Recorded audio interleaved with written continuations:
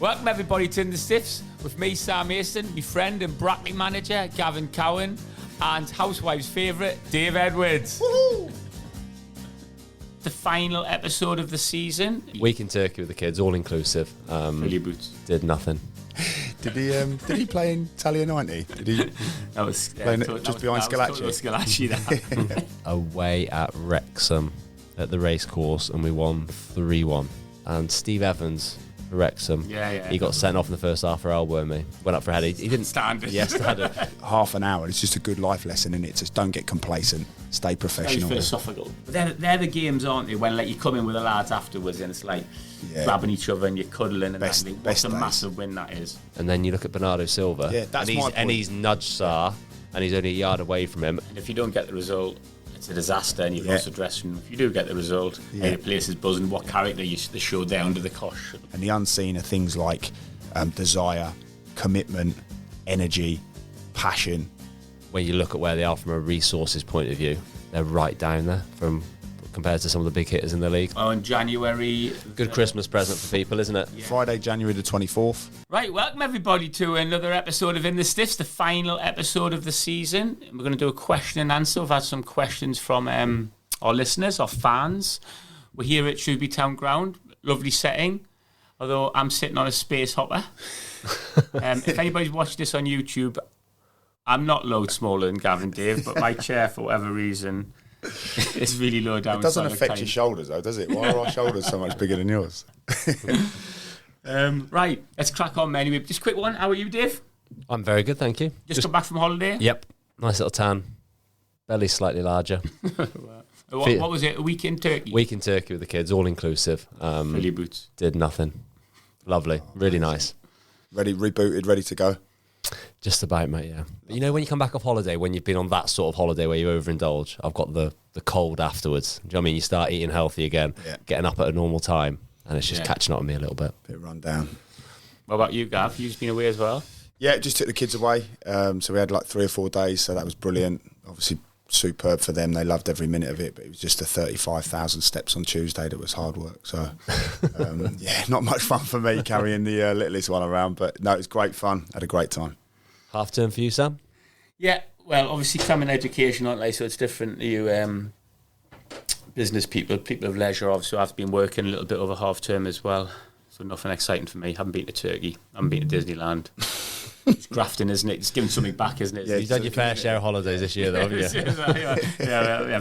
We've done, yeah. A few teachers, though, you do get 13 weeks, don't you? Anyway, right, let's not get political. We were a little bit beforehand, weren't we, talking about the budget? Yeah, we were. Beforehand. Small businesses and etc. We do a podcast on that. Yeah. Snore the life out of everyone. Anyway, right, we've had some questions. You've obviously had a little bit of time to think about it. You two obviously won't have. But one question from Alessio Diffnal. Well, it's a great name, that is. Great Alessio. name. I wish I was called Alessio. What nationality is that? It's got to be Portuguese or something. Italian, Alessio. Italiano. Alessio, I like it. It's, that's Italian for Alessi. Oh. Did he play in Italia 90? Did he? That was behind Scalacci. Scalacci. Right. Favourite Shrewsbury Town game played in? Dave, shall we start with you? My favourite game that I've played in was away at Wrexham at the racecourse, and we won 3-1. Did you score? No, but I had a good game. Yeah, set up one. Who was the gaffer there for Shrewsbury? Gary Peters. I used to love playing at Wrexham. I spoke about this loads. It was always a really good atmosphere, wasn't it? They've actually released this game on YouTube. Like in COVID, they kind of re-released some games. Quality. And this is one of the ones. It's a bit grainy, the footage, because it was a while back. The pitch is an absolute quagmire. But it was... Did Hoggy play in that one? Did he start? Was that the one? I'm not sure if he started. Not sure. But I just remember that's kind of when I feel in my Shrewsbury career, I was probably at my best. And I was watching it back and I was like, bloody hell, I could run. When I look back now, now to sort of the latter end of what my career was and stuff like that, like I'd never ever thought I was quick, but I actually had a little change of pace. There was 3 or 4 times where I picked up the ball and run like 50, 60 yards of it and just Dave. gone. You were a strong at runner, the weren't end. you? Like when you started to motor, you were a real strong Yeah, runner. just Yeah, kicking I'd it say like 15 yards in front of me and just going. Yeah, you wouldn't say sharp, would you? Like, I told you, Yeah. It wouldn't Powerful. say sharp, just say powerful runner coming through the middle, like, wouldn't Yeah, you? And, but like, you- people wouldn't like tracking you would be a nightmare, wouldn't it? We spoke about this before, where you don't appreciate it when you get older, do you? And then you look back and think, actually, no, I was quick, or I was able to run. But yeah, we won 3-1. I remember Leo Fortune West scored at the end. That was off one of my runs, and Steve Evans for Wrexham. Yeah. He got sent off in the first half for elbowing me. Went up for a header. He didn't Standard. Yeah, standard, and that helped the game. But I had a big cut on my eye as well. So it's one of those games where Is that, you got a score on your eye? Is that yeah, from Evo. He's given a few of them out, I think. Hasn't Your he? nose is still swollen from that as well. Has it never gone down? He's caught you right on the nose. But no, that was Says me over here flipping that all was sorts. that was my favourite game. I can't remember what year it was. It'd been 2006ish, I reckon, probably 5-6. Class, It was a that. belter. What about you, Gav? Love that. Mine's Dave's one there, as you can tell. He doesn't know who else played in that game. He knows everything about what he did. Mine's my favourite one was actually the Rochdale away one because it's like a good learning experience for me as well. 3-1 up. Is that this one where Yeah, it all kicked off. Yeah, that's your favourite game played? it is. Yeah, just because like again, like the first half was incredible. Probably the first hour was incredible. Like we just absolutely flying, bopped them. I'd scored, obviously, we were 3-1 up at half time. But I do remember the complacency sitting in with myself. Like, if I'm honest with myself looking back, I probably would never have admitted it at the time. But there was just this level of like, we're cruising, happy days. And obviously, I took the brunt for Joe that day. Joe dropped a couple of clangers. But I think there was definitely a protection on Joe that day, but it was just brilliant because then the last half hour, again, you come in, we had a scrap in a changing room after, and it was all good. It was like, it was a good learning So was experience. it finish the score? 4-3. 4-3. 4-3, yeah. Obviously, at the time, that couldn't have been a favourite. When I think of favourite game, I think of like full of joy and celebration. Yeah, but I think it's your favourite for different reasons, isn't it? Like I remember playing a pre-season game against Stoke, and they played their whole first team. Oh, Stallard scored that worldie. Oh yeah, that was that was that one. Stoke? Yeah, I think it was. Yeah, 1-1 now. And it was packed. Game Meadow was packed, and we were brilliant. I played every pre-season game that pre-season, and we were just in our flow, and we were unbelievable. Like we played so well that day. I remember that. I know it's pre-season. What about but that? Didn't you play in that Wickham game? yeah, That must be up there as well Yeah, because yeah. we never expected a result in that. No. What was that? I got MOM that day. What was that one? Tell us that one. It was at home, wasn't it? And they had like a front three that had scored Like a zillion Nathan goals. Tyson. Yeah, Betsy. Tommy Mooney, Betsy. Yeah, Yeah, Kevin Betsy. I think the only moment in that game I didn't enjoy was when Betsy got hold of my arm, and I felt like my the shoulder socket had come out because he's just so strong, wasn't he? Yeah.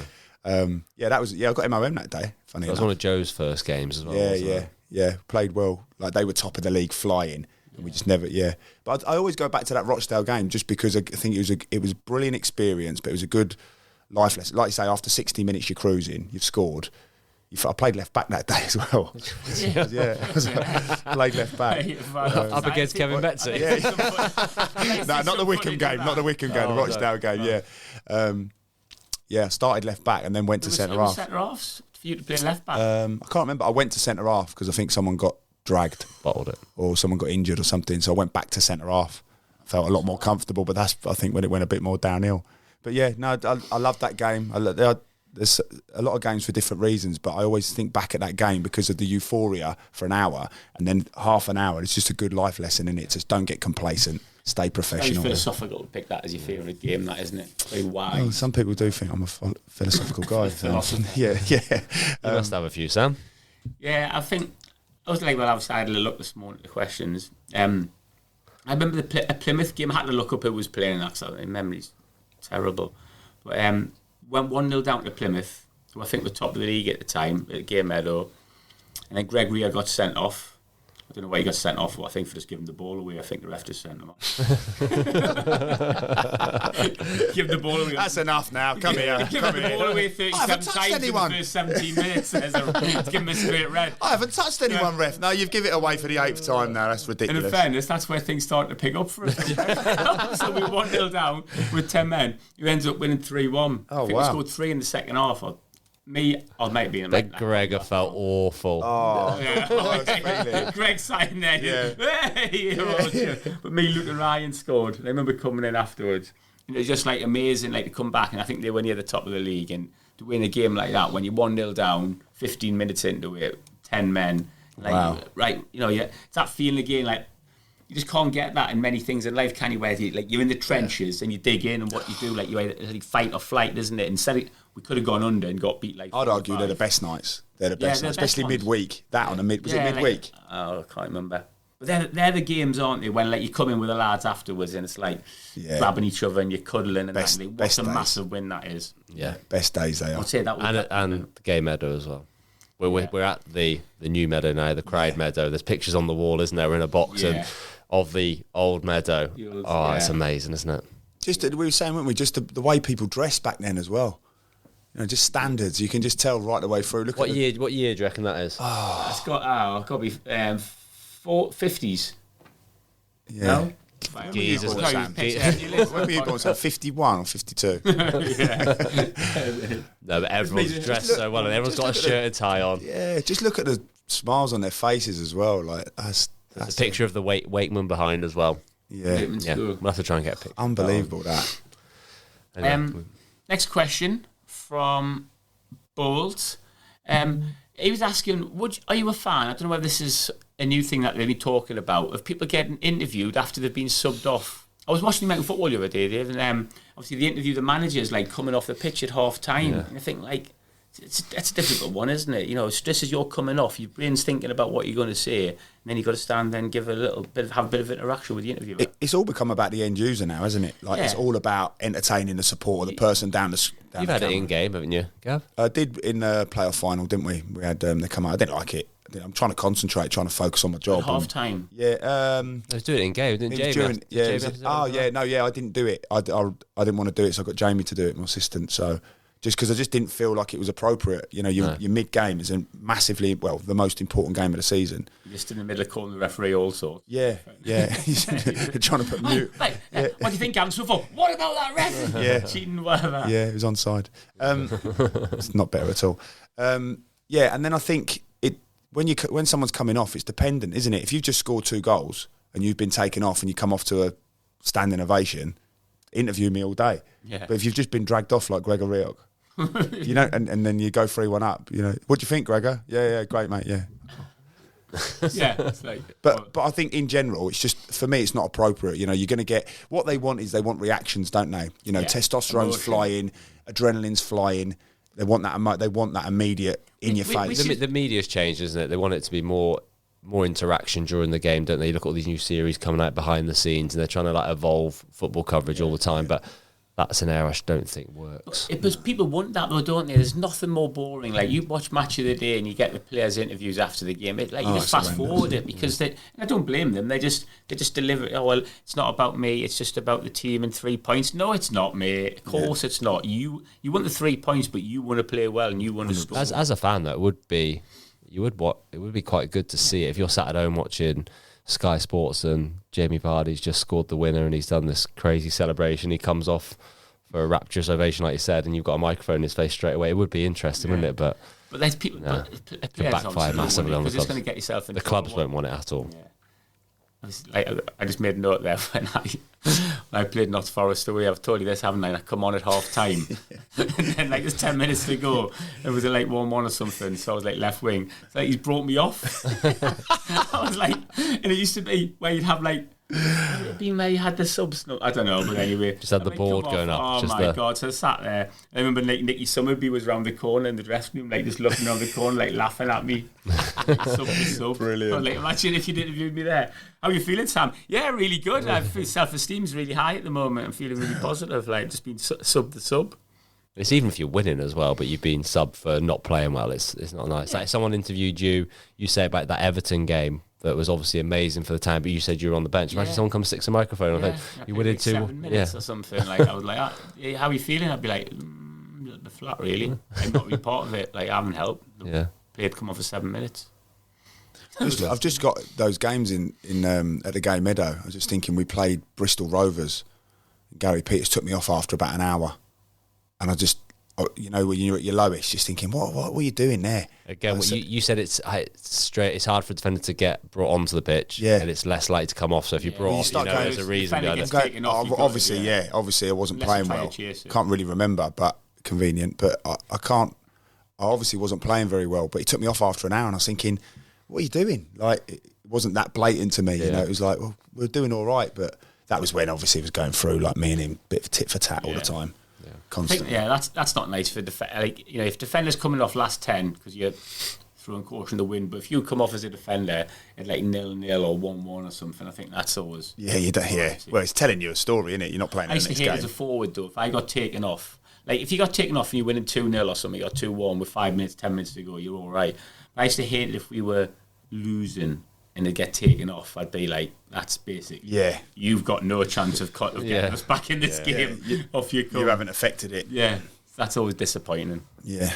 But any of the players listening, don't read too much into it. It's a squad game now, anyway, Gav. You know, it is completely different now. So it is completely. The lads not bothered about getting the subbed as much. No, they are. But the constant battle for me is to say to him, like, I've got some players who aren't quite in it at the moment, and they're so close. They could. I'm really lucky. We try to recruit 16 that can just play every week. That comes with headaches for me, of course. But trying to keep them afloat and just say, look, you know, you're going to play your part. You're going to play your part, because they don't see the end of the season. You know, they don't see what they do is they see Saturday, and then they want it's ego. They want to see their name on the starting, because their mates are texting them, and you know what it's like when you're not playing. Everyone's texting you, why are you not playing? Why are you not playing? When you do play and you get man of the match and you scored the winner, you know, you don't get too many texts. You know, everybody's like, oh, well done. Oh, especially you start like, are you playing today? Oh no, I'm sub. But then you start getting the text. But the gaffer said that I'm being really, no one cares today. But I'm being rested, and because it's a big game on Tuesday. Like, no, are you playing today? Like, no. The answer's no. No, I wasn't in. Quick one from David Horwood. What music do you listen to? And who chose the music for In the Stiffs? That was Gavin.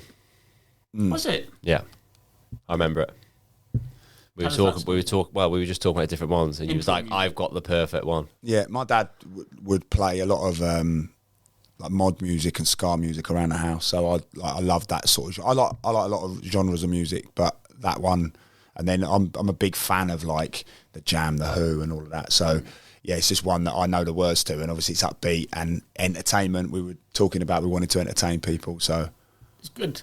Good choice. I think we're happy with it now, aren't we? Yeah, I think so. As we've evolved and moved on a bit, like we still like the name, don't we? In the Stiffs, we still like that music. Yeah, I think so. Made some good decisions early on. Yeah, I think so. Might have to freshen it up in next series. Apart from the hosts. Yeah. Let's just keep it. Yeah, I don't want to be the Robbie Williams of In the Stiffs. That's the last thing. A question from, I don't know who's asked this, but I haven't written it down who's asked it. Anyway. Would you have liked VAR when you played Dave? No. Why? Simple. So I've had it in one game in my career. Go on. When was that? It was FA Cup at Anfield for Shrewsbury, and we scored to go 1-0 up. It got crossed in from the left. I had a shot, got a save, dropped to Sean Worley. He's only 3 yards out, scores. I'm right in front of the Shrewsbury fans, and obviously you got the whole of the Anfield Road home. There's like 9,000 Shrewsbury fans, and I'm just like celebrating, going wild, biggest rush ever. Yeah.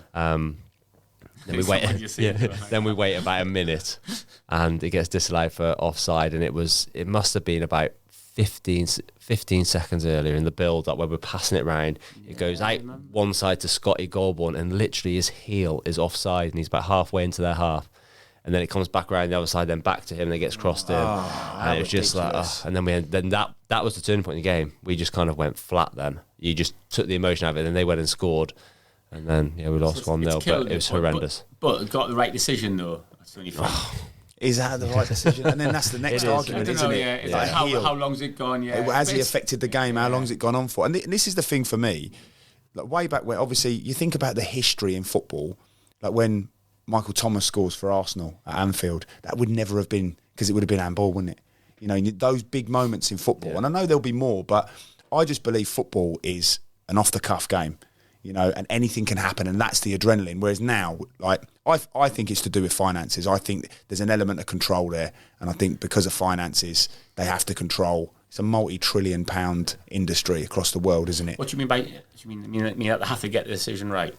I think they have to get the decision right, and I do think it leaves it open to potentially, you know, if Man City are drawing 1-1 at Wolves and the ball goes out and it's not a corner but they get a corner and then Stones scores in the last whatever, you know, and then Bernardo Silva's there in front of the keeper, which any other time, like you say, in that game Shrewsbury against Liverpool, is heel 3 minutes before the goal is offside, but Bernardo Silva is half a yard. I mean, I wouldn't want that to be not given, but in terms of consistency, he's half a yard from the keeper. He's in his peripheral vision. He's gonna have an effect on the it. huge problem. He was still disagreeing, like, but VAR, we've got that, and people still disagree. Like, Well, I think that that's is a my goal. point. Like, yeah. I would say absolutely not. I wouldn't want to play with it. I think Get rid goal of line it. technology Can't because stand it. it's instant, pretty much. That's fine. But taking that emotion out of when you score a goal, that's, and for fans. I'm not even thinking players here. Coventry in the semi-finals against Man United when they score that late goal. Yeah. The best moment in all those Coventry fans, and the majority of them, that'll be the best moment ever supporting Coventry. Yeah. Alas, I don't know how late it was. It was really late in the game, wasn't it? A winner at Wembley against Manchester United in the semi-finals of the FA Cup. Yeah. And gets chalked off for a They need to take offside. for me, they need to take the human element out of it because there is so much involved financially that there has to be an element of control. But yeah, but it depends on your like, because the offside is clear though, isn't it? It's like it's stuff when they go back and they still disagree over like that goal we've just said. I mean, sorry, normally like you draw a line for if they're offside. Yeah. That Bernardo Silva was a different one, isn't it? That's subjective because Dave's obviously going to say that. Yeah. You think it should be disallowed as well? No, I I'd say- wouldn't want to see that disallowed. I think it's a goal, I but- think the Wolves players need to look at themselves. It's a set piece. You got to get first contact on it. He scores, but in terms of consistency, the problem with this is that Wolves fans are annoyed with. I don't think I think it should be a goal as well. Yeah. But last season against West Ham, exactly the same thing happened with Fabianski. Chirewa is his name from Wolves, a young lad. He ducked down, and Fabianski can see everything, and it goes in the goal. It gets given as a goal and then gets overturned from the monitor. And they wrote to PGMOL and said, can you give us a reason for this? And he said, even though Fabianski can see he's close to him, it's the proximity. And then you look at Bernardo Silva, Yeah, that's my point. and he's nudged Sarr, and he's only a yard away from him, and then they've overturned it again, so we got given offside, and they've gone and overturned So it. then you start going deeper and you start questioning the intention of, well, why was that one not given and that one is given? And you start going, well, that one was, I don't know, West Ham and whoever, and that one's Man City. And this is where now you can understand fans start going, hang on, like they seem to be getting the conspiracy. Yeah, it starts to become Anyway, that, doesn't it? absolutely not. No, I not think for me. I was saying because it hasn't sorted it out. Like, No. we're still there. We can have a massive discussion about everything. I think it takes away from the matchday experience as a fan. The only thing it does for me, reason number one is it takes away from 100%, in the yeah. moment, and you just live with the mistakes. Yeah, 100%. Yeah. I think goal line technology Yeah. because it's so quick. But other Even than that, offside, even it's offside, like- even though you can say absolutely he's offside, I feel like Just leave it. you lose a minute. And then they're letting people carry on playing and that sort Yeah. of stuff. Do you know what I mean? Where they can't put the flag up until the end of the phase of play. I think it's become a bit of a and then car like, crash. don't put their flag up, and then anything happens, and someone gets wiped out or whatever. I feel as a defender, you'd always be like, I'm going back, I know he's offside. But then if you've not seen your right back who has dropped in and you've not gone 100% with him, yeah. do you know what I mean? It's too much. There's too many grey areas. Just sack it all off. I just think it hasn't Sack it it off. hasn't changed any of the debates. All it does for me is it puts it in the control of the people in that room. And it has got more decisions, right? 100%. But I think It's not- for a fan's point of view. My youngest it's lad been an now expense as a can't fan. watch like a game on TV. He has to watch highlights or YouTube or all of them little things that he gets. He struggles to watch a game because he's just like flipping. We're waiting 5 minutes now. Just switches off. Yeah. And I think even saying, if you try to get decisions right, it's a different point, but it's about being clear and obvious. Even clear and obvious is subjective, isn't it? Like, you might say that's clear and obvious, but I might go, I don't know if it was. Well, yeah, it's a bit messy, isn't it? But, We're debating the debate. yeah. Yeah. But basically, you don't like it. Ruins the match day experience. You Yeah. don't like it. What about you, Sam? Just quickly, would you like it or not? I think I like the idea of it, and I think it's fine. Like, as long as I just get frustrated with this clear and obvious. Like, if you're having to spend 2 minutes looking at it, it's not clear and obvious, so stick with the decision. If it's absolutely blatant, but the amount of times we see something, and then they go over, and we're still debating whether it's a goal or not a goal. just go with the on-field decision, unless it's something absolutely ridiculous that the officials have missed. Like, he's 5 yards offside. Well, then that's fine. You go with Lamont. With it. But not for the same reason. I know what you're saying about takes away the experience. I don't know whether I necessarily agree with that. Have you been to... I don't feel like you've probably watched enough live games, though. Do you know what I mean? Like, you've been to a few Premier League games. Someone's got a job on Sky Sports who goes to loads of live games. Imagine if it was... If you had a season ticket at Newcastle, you're going every single week. Yeah. It's taken away the experience, definitely. Yeah. Agreed. And Let us know your thoughts. Anyone who goes to Premier League games? Yeah. That's it. There's a debate that's going to go on and on, isn't it? But I think it's here to stay, isn't it? Yeah. It's not like no, it's not going. No. This is a great question from Jude61. They often hear this, and people say the manager has lost the dressing room. Is it a cliche? And have you experienced it? I think that's an excellent question, because you always hear that, don't you? Your manager's lost the dressing room. Ten Hag's lost the dressing room. Managers have lost the dressing room. What's your thoughts on that, Gav? I think Cowan's lost the dressing room. I'm thankful to say it's the worst thing you can say about the manager. It means like you haven't got people believing in you. Yeah, no, I'm pleased to say that I don't feel like that's happened at any point. I've been managing now. I'm in my 6th year. Is it even a thing though? Is that even, like, can you lose a dressing room? I think there is definitely that, and I think the phrase is bounded around a bit too much. When things aren't going well, it's very easy to try and create cracks and problems, and then to go, the manager's lost the change room. It is. I'll be honest. I reckon I've heard of it, never been a part of it. I would never have allowed a changing room that I've been in to like go against the manager. Unless they're a horrible human being, which is very, very rare. You might not agree with what they're doing, but he's the one that signed you. The football club signed you. The manager signed you. You have to adhere to what he wants you to do. He's the one who's his head on the block, isn't it? I think for me, the term gets bounded around a lot, but it's very, very rare. I know that one I do remember is when Marcus Bignett was at Grimsby, and he went in there trying to implement, and I think there was all of these really senior players, and they'd already had a really good relationship with the previous manager, and I think he found that very hard to implement what he wanted, and the players just went on their own agenda. Don't think it was anything personal, but I think he was trying to really go, look, I've got a completely different game strategy. This is how I approach it. And they were like, whoa, hang on a minute. We're senior players. We're creatures of habit. We got on well with the last manager. We feel a bit of loyalty to him. So it was a bit frosty. So I think that's the only one I heard. Again, I don't think it's not a regular thing. Very, very, very rare. Very rare. Yeah, I think the same. Doesn't happen. I think it's happened once in my career, and it's probably exactly the same as what you're saying there, Gav, that it was after Mick McCarthy got sacked. Mick McCarthy signed all the players there pretty much. Certain type of player, full of energy, work your socks off. And then we got relegated, and they brought in Ståle Solbakken, Norwegian manager. He's done really well. He's a really good manager. He'd come from Copenhagen. I think he's back there now. He's managed Norway. Might even be managing Norway now. But he come in, and it was just so different. Like, I mean, so different. First time I'd ever played under a European manager.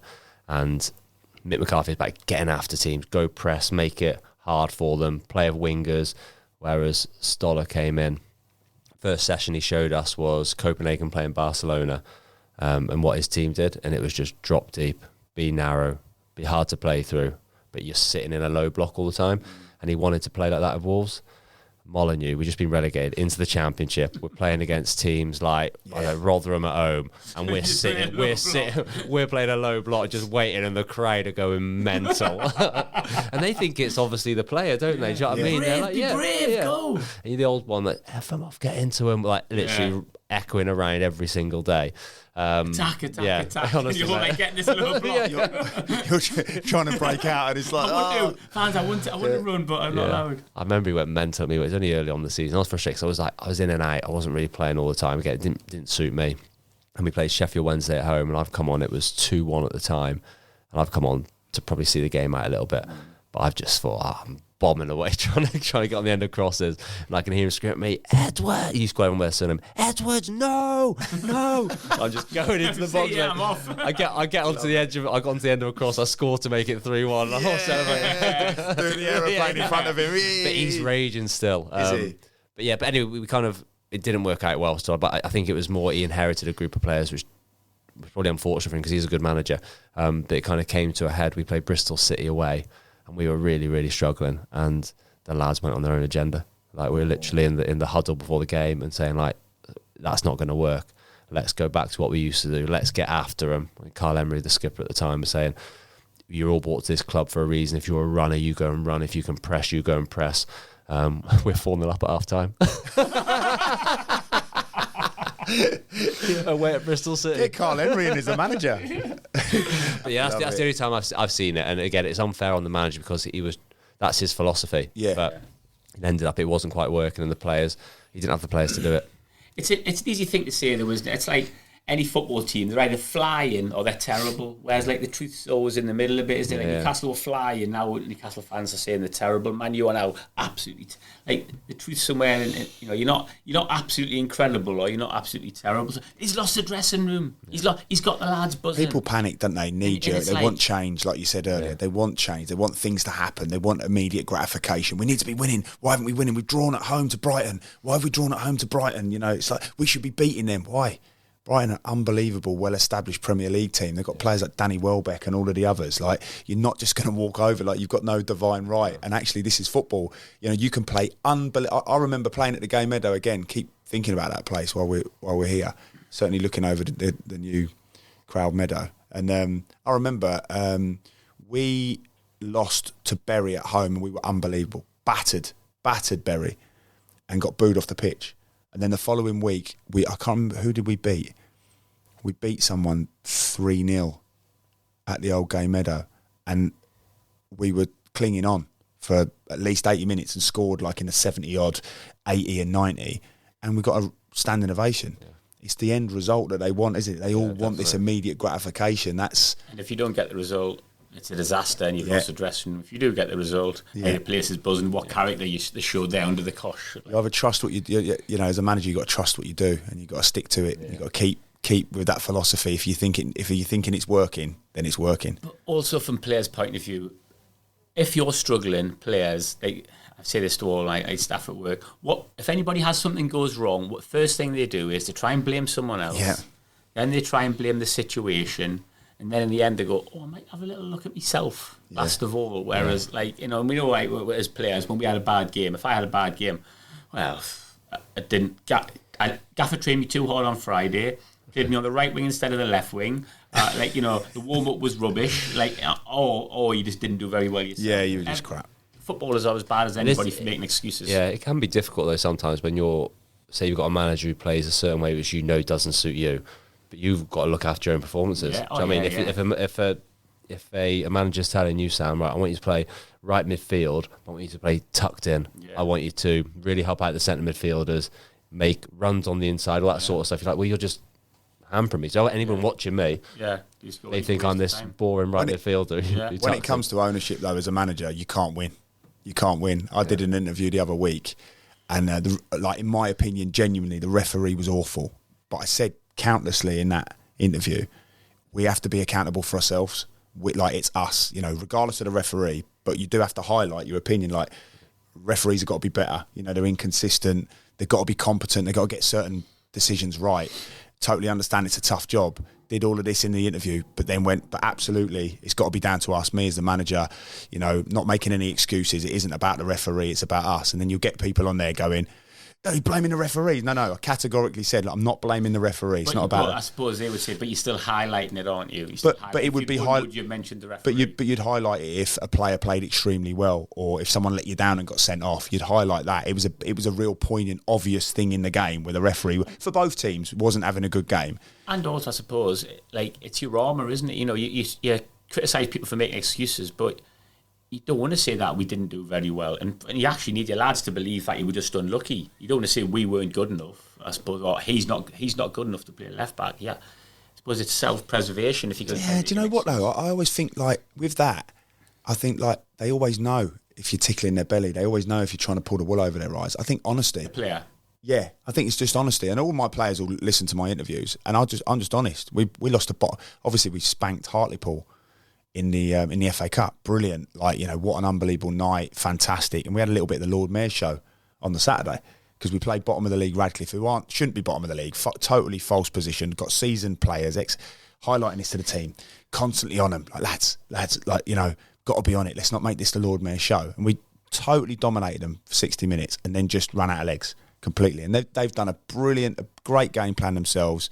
And this is when the referee was really poor, because it was more about game management. You know, when they're slowing it down. Yeah. And he's like, I'm adding the time on. And you're like, it's not about the time. It's about the momentum of the game. Like, we're not worried about the time. We've got 90 minutes. We'll be all right. But then for half an hour, it just went the other way. So you're just honest with I was just honest with the players. Like, half an hour, you just went missing. You know, I just think what you could do in that time is go, you know, we had 8 chances and we should have won the game. And like, well, you didn't win the game because for half an hour you lacked. I think I think this self-preservation thing goes out the window for me. I think be honest, and then everybody respects it, and then at least you've got something to work with. I wouldn't necessarily, but I bet a lot of the lads would have excuses rather than look at themselves. Oh yeah. That's what. Yeah, I think from a player's perspective, in any that's maturity, though, isn't it? I think, like, you know, I was as bad as anyone when I played. Like, who were you marking? Number 5. Who scored? Number 5 wasn't me though. It was, I got blocked off. Yeah. He didn't stop him blocking me. Like, you're like, definitely your man. It's on the board there. Mark him. Cowan marking the 5. Last one then. Bring it back to Shrewsbury Town. That's where we are. What can Shrewsbury Town do to improve their current predicament? Because it's not looking good at the moment. Obviously, Dave can't say anything because he's looking after his column. Gav, so shall I start with you? Can't say it, put yourself in as manager. I'm not going to... I'm not going to... certainly you don't criticise, because they'll just be working tirelessly every day. Guaranteed, like, it won't be for the want of trying. I suppose the only thing I can say is, because I'd never speak about their game strategy or the way they play, it's not none of my business, and I've not seen enough of them, is the truth, formations and all of that. The only thing I'll say is the one thing I believe is something that happens in football is what I call the unseen. And the unseen are things like desire, commitment, energy, passion, you know, all of those things that you can bring to the table that as an individual you have to bring. And I think sometimes when you're getting beat every week, and I think they've had some good performances, haven't they? I mean, on a couple of occasions I've seen them, what I will say is the performance has been to a standard, but they've just missed that cutting edge, or they've, you know, I can't remember the one who did we come here against, and the one right near half time, it's just flown over the bar. It was like deflected just over the bar. Went over. Who was the game? At Stockport, wasn't it? Yeah, and we were saying at half time, weren't we? You know, that goes in. It's just a defining moment, and I think, like, it's the hardest thing in the world to do, but the most effective when things aren't going well, and you have players, you have people within the club and fans, that little trio there, when they all unite. And I can say, like, I've had experiences as a player and as a manager, but last year at Brackley, we were flying in terms of performances. And I'm talking, we were bopping teams off the pitch, couldn't get near us, but just couldn't get the results. Went to Hereford, destroyed them. I've never seen such a one-sided game, lost 1-0. You know, you're baffled. We signed Connor Hall New Year's Day. He came in and scored a hat-trick. And when I look back at the games, I'm a bit obsessed with the reactions. And from his first goal, his unbelievable header, but his first goal, you could see the lads hesitating to celebrate. He's like, we've scored. Like, we've done what we normally do, but we've actually got an end product. And then the second and the third. And from then, we just caught fire. Because it was, for me, nothing changed, nothing in the game strategy. Performances weren't better or worse. It was just belief, desire, energy, and it just gathered this momentum. I think when things aren't going well, everyone has to back what's going on. And just, again, as fans, you don't see what goes on behind closed doors. You all have your opinion. Everybody sort of says, oh, well, I think these are the ingredients that should go into the cake. And I think everybody's just got to get behind it and trust the people at the helm to do their job. And I get that that's hard when you've been beat. But there's a lot that goes into that, isn't there? You know, again, going back to it, Newcastle haven't got a divine right to beat Brighton at home. You know, Shrewsbury haven't got a divine right, but we get so caught in our bubble of, like, obviously we all have a very, like, big love for this football club. You can't just expect to go and do it. And there's a lot of things going on behind the scenes, and there's a lot of change. And, you know, I saw something the other day that made me laugh. Someone said, was it the worst decision in the world getting rid of Steve Cotterill? Well, when he was here, everyone wanted him gone.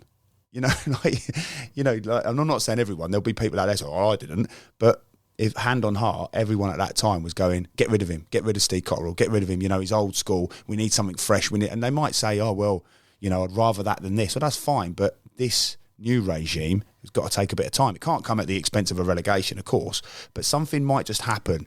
You know, I'd be saying to the players now, just a moment, just one going in off someone's arse, someone just going and putting in a tackle, someone just revving it up. Today could be your day. You know, this weekend could be the turning point for Shrewsbury, and that's what everybody's got to try and be positive about for me. Think, dear. It's just a huge transitional couple of years for Tyne, isn't it? And say about the Steve Cottrell days where they were sort of finishing mid-table. Good manager, by the way. So I'm not like that wasn't a criticism. 100%, exactly. Very experienced. Finishing mid-table, everyone knows that the budgets had to be cut and things like, or not cut because it's more of an overspend, but when you look at where they are from a resources point of view, they're right down there compared to some of the big hitters in the league. So you've got to understand that. I do actually think more recently, I've said it quite a lot, their performances have been improving. They look more like a team. I think at the start of the season, there's so many new players. It looks like now they're a lot more together. I think the experienced lads in particular are taking a lot more ownership of the group. I'd like to see some of the more of the lone players playing. You can say they've got ability, but Paul Hurst has come out in sort of press conferences and after match and kind of explained, said, well, if they're the best player in training every week, then they would be playing. So that kind of says to me that then it's not quite that reason, whether that's work ethic, whatever that is. And I am training well though. I am the best player. I am, like, it's that ownership. Yeah, and I loved it the way he did it as well. He's like, well, if they give me a problem in the week and they say and they're trained that well where I have to play them, then, but that's not happening at the moment. I always agree with that as well. Yeah, he needs to play. And where Shrewsbury are at the moment is they need every single player to be 100% in. Do you know what I mean? They have to really want to play for the football club because they're going to have to overperform to stay in the league. That's what a budget tells you. And I think he's doing that at the moment. What they do need to improve on is they need a 90-minute performance. I feel they've had a lot of good 45s, maybe 60 minutes, conceding at poor times in the game. So maybe a bit of game management. There's been a lot of mistakes. It's so easy to say they need to be cut out, but they do. But yeah, you've got to find a way to start winning games. Full focus, full Momentum is so important because they haven't been far away. They're not getting battered every week. Do you know what I mean? That they're close games. There's moments in the games where Tyne can go and take the lead, and it's just not quite happening. Do you know where just to jump in, Dave? Do you know where I feel like there's a bit of hope though, and like it's human behaviour or what I call football behaviour. Often what happens is when you'll notice from when it feels like you're a hopeless situation. Players feel this pressure, don't they? And it goes on and it prolongs and you feel like something's got to give, and then you're looking for all of those things and you're going, right, let's get back to basics, desire and all of that. The thing for me is actually you almost go through a transition of emotions where you go, I think what will happen is they'll get to a point and they'll go, well, what have we got to lose? What have we got to lose? And then they'll start playing with a bit more freedom and a little bit more focus and concentration. Whereas at the moment, I feel like probably in that moment, when everything's just on your shoulders and you're all sort of tensed up and you're like, I've got to get it right, and they're overthinking it. I think they'll come out the back of that and then they'll have this sort of... There is signs of that. They played here against Exeter and they were brilliant in the first half. They were the most expansive I've seen them play. Like loads of interlinking play, running beyond the ball, lots of chances. But then Exeter score the second goal, and then you can just see the confidence just drained, gone, and then they can't recover from that. So they do need a little bit of luck. They need a result to go their way, but momentum's everything. Is you need to start picking up points, winning games. They're not a million miles away from performances wise, but I think it was their last home game they played here against Barnsley, and they were really poor. That's what everyone said to me. That's a big step back. After I thought the performances were getting better and better and better, that was a big step back. So hopefully, say that's a one-off and you can bounce back a little bit, but it is looking tough on the pitch at the moment. Table doesn't lie, and you're far enough into the season now to have a true indication of where the club might finish. So they're going to need to sort of really gather that momentum and start winning some games. But it's going to be tough. Yeah. Good luck, Shrewsbury, though. See where Absolutely. It goes from here. So that's season. Are we on season 5? That's season 5. This is 4. We're going into 5. Season This is 4. Finished. We've got some exciting things coming up in the new year. Are we telling anybody about Let's get a it little out there. question of sport that we're doing? Let's get it out there. Question of sport style evening within the Stiffs. Yeah. To be held here at Sovereign Suite. Yeah. On January. Good Christmas present for people, isn't it? Yeah. Friday, January the 24th. Exciting guests. In the Stiffs does Question of Sport. Proper old school question of the sport as well. Yeah. I'm Bill Beaumont. David Coleman. Dave. Who was the other one back then? Emily Before Hughes. John Emily Parrott. Wilson. Before John Parrott, wasn't it? Yeah, yeah. Oh, yeah. It is. Oh, yeah, that's John well. Parrott. Yeah. He's one of the least Forgot he cool, even wasn't did he? it. Emlyn Hughes or Ian Botham, Emlyn you'll Hughes or be. Ian You got to be Botham. beefy both Yeah, of them, haven't you? beefy. Right. So keep your eyes and ears open for that. It'll be all over our social media. Tickets available soon. Yeah, very soon. Thanks very much for listening, everybody. Thanks for all your support. Cheers, everyone. Cheers, thank you.